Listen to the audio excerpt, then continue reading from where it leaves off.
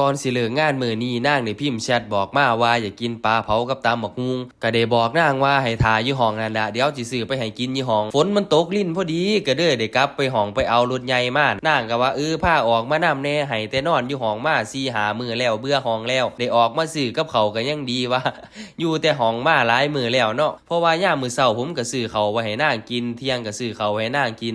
กินยานอนพักผ่อนอยู่ห้องอย่างเดียวเลย4-5มื้อที่ผ่านมากับข้าวแรงผมกับนางมื้อนี้พานางออกมาซื้อปลาเผากับตำบักหุ่งมากินข้าวแรงนี่ล่ะอาการนางเป็นจังไดแน่ดีขึ้นบ่ก็มีพี่ๆสอบถามเขามาหลายอาการของนางตอนนี้ก็ดีขึ้นหลายแล้วครับมีกำลังใจดีๆจากพี่ๆทุกคนนะครับคอยเป็นกำลังใจให้แล้วก็กินยาตามหมอสั่งพักผ่อนให้เพียงพออาการนางก็ดีขึ้นหลายแล้วมื้ออื่นก็คือสิได้ไปเฮ็ดงานกันได้แล้วล่ะข้าวแรงมื้อนี้ถูกใจผมกับเมียบักคักเลยล่ะเป็นเมนูโปรดของผมกับแฟนเลยก็ว่าได้นะครับปลาเผากับส้มตำนี่กินยามใดแซ่บยามนั้นชีวิตคู่หนุ่มสาวโรงงานพนักงานเงินเดือนก็มีซ้ำนี่แหละทุกคนตื่นเช้าไปเฮ็ดงานแรงมากกลับมาก็หาซื้อแนวกินนี่ล่ะมากินกันให้มันหายเมื่อยจากการทำงานก็มาแชร์ให้กันฟังมื้อนี้เมื่อยมื้อนี้บ่เมื่อยก็ธรรมดาล่ะเนาะชีวิตคนทำงานเนาะมันก็มีมื้อเมื่อยหน่อยเมื่อยหลายแต่เฮาเฮ็ดหยังบ่ได้หรอกเพราะว่าเฮาเป็นลูกจ้างเขาเฮาก็ทำหน้าที่ของเฮาให้มันเต็มที่ก็พอแล้วล่ะ